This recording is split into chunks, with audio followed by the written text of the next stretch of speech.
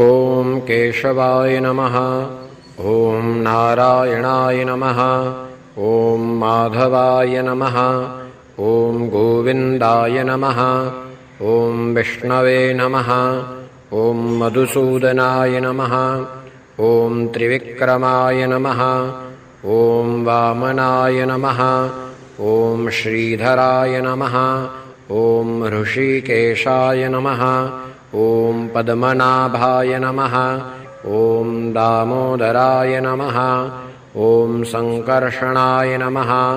ॐ वासुदेवाय नमः। ॐ प्रद्युम्नाय नमः।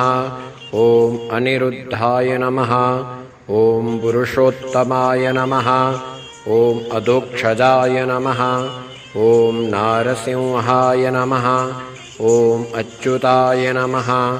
ॐ जनार्दनाय नमः।